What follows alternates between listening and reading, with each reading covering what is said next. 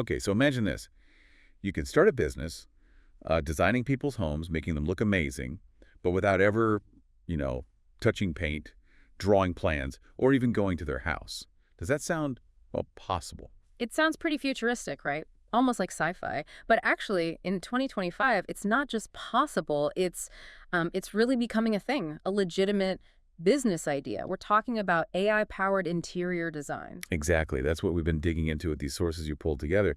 They really explore this trend of people, often without any formal design training, using AI tools to do virtual room makeovers. Yeah, the material really highlights the opportunity. So our mission here in this deep dive is Yeah. to unpack that. Right. We want to figure out how this digital design hustle, as one source called it, actually functions and who can realistically jump in and, why it seems to be working so well right now, based purely on what we've read. Okay, so let's get into it. How does someone actually do this? If you're skipping design school and client visits, what's the actual process? Well, first, you got to recognize there's this huge demand, right? People want their homes to look good, like really aesthetic. Yeah. You see it all over social media, magazines.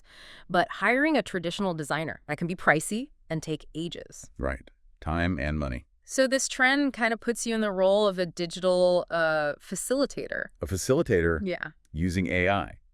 So the sources mentioned the client just sends a photo of their room. Is that how it starts? Exactly. I send you a picture, maybe some basic preferences, and your main tool is one of these new AI interior design platforms. The sources mention names like RuneGPT, Decor AI, there are others popping up too. Okay. You feed that photo into the AI, it then spits out different design concepts, mock-ups based on that actual room. Yeah. You're not doing the technical drafting, the perspective drawings, none of that. The AI handles that heavy lifting. Okay, right. So the AI generates the visuals. Right. But what's the human element? What are you adding?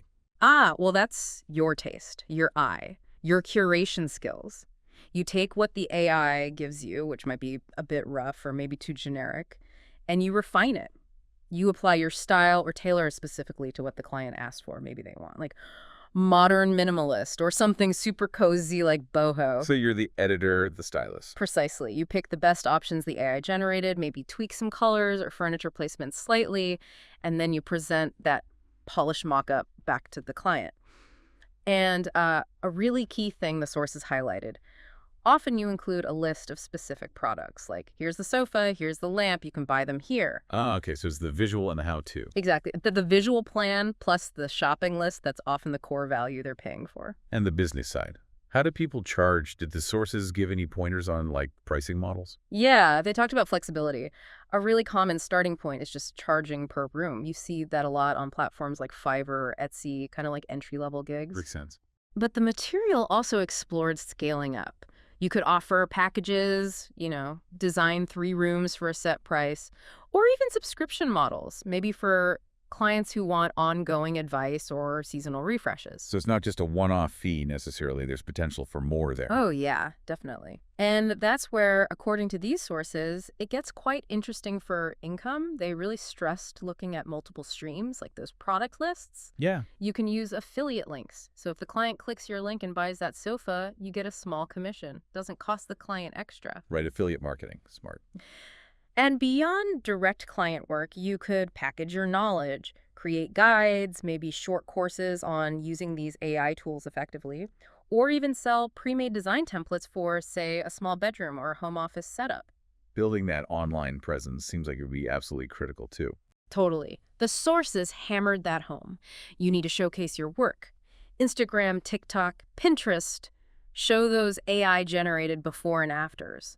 That's how you attract clients. It builds your brand, proves you have a good eye, and could even lead to influencer-type deals down the line. So visual proof is key. And maybe niching down, that was another suggestion. Instead of all rooms, maybe you just focus on small city apartments or just home offices. Helps you stand out. It really does feel like it lowers the barrier to entry compared to traditional design. Was there like a specific story or case study in the sources? Yes. Yeah, there was. They mentioned a woman, I think in Canada. She started pretty small, offering these AI redesigns for not much money on a freelance site. Okay. But fairly quickly, she started getting bigger projects, working with real estate agents, doing virtual staging, helping Airbnb hosts make their listings look more appealing. Wow. Okay. And the key thing was she built this mostly using AI tools and some basic graphic design software like Canva.